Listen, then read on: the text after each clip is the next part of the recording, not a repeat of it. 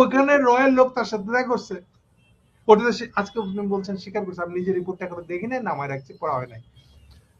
So আমি জানি ওখানে কি কথা হয়েছে। ওরা জামাত খুব পরিষ্কার রাখছে, কিছু কমিটমেন্ট করে নাই, খালি পরিষ্কার বলতেছে যে আগে জিতে নেই, আপনারা পারলে আমাদের জিতে হেল্প করেন, তারপর দেখা যাবে। জিতার পরে আমরা কিন্তু আপনাদের লগে একটা ডিল করব, কিন্তু এখন করব না, এই বললে পাশ কাটে চলে আসছে। কিন্তু দাদা একটা প্রশ্ন, সেটা হচ্ছে যে আপনি নিজেই বললেন যে এই রুমা পাল কোন সৎ সাংবাদিক না এবং তার সাংবাদিকতা প্রশ্নবিদ্ধ, রয়টার্সের যে রুমা পাল।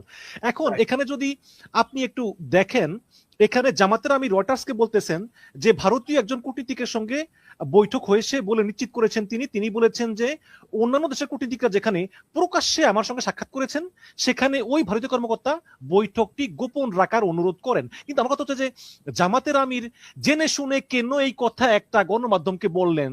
কারণ তিনি তো জানেন যেটা জানার পরে তার প্রতি মানুষের অবিশ্বাস হবে।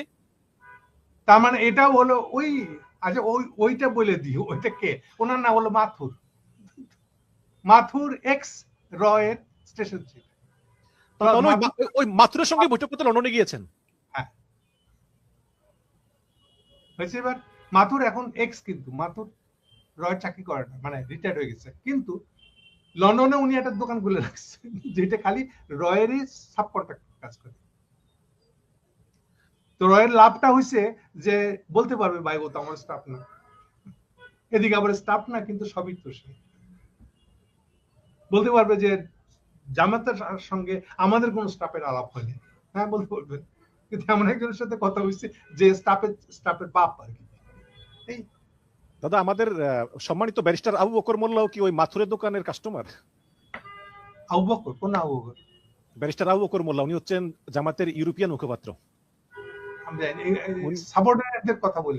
উনি লন্ডনে গেলে সবসময় আমিরের পাশাপাশি থাকে। যাই হোক, অনেক ধন্যবাদ, আপনার কাছ থেকে অনেক গুরুত্বপূর্ণ তথ্য পেলাম। লন্ডনের কোন জামাতের প্রতিনিধি আর শফিক সাহেব ওদের বাপ, ওদের থামে গেল। তো উনাদের কথার সাথে আমি শফিক সাহেবের কথাই বলছি আপনাকে, ওনাদের কি আলাপ হয়েছে আমি জেনে তো আপনাকে বলতেছি। এবং আমি তো বলেছি শফিক সাহেব যখন ঢাকা ফিরে আসছে সেই দিনই বলছি। জি অনেক ধন্যবাদ, আপনি খুব সুন্দরভাবে বুঝিয়ে বলেছেন যে জামাতের আমি আসলে জামাতকে এই কান পড়া দিয়ে যাচ্ছে যে আপনারা দয়া করে অজানা ভূতের ভয়টা একটু ছাড়েন, মাথা শক্ত করে। এই যে একটা কান্দের উপরে উঠাইছিল এক পাড়া মালিককে, এটা বলতে বলতে বলতে এখন কয়েকদিন দেখি ওনাদের সরে রাখছে। গোবিন্দ প্রামাণিকের কথা বলছি। মানে এদের মনের ভিতরে ভয় ঢুকছে না, মানে কি বলবো এটাকে।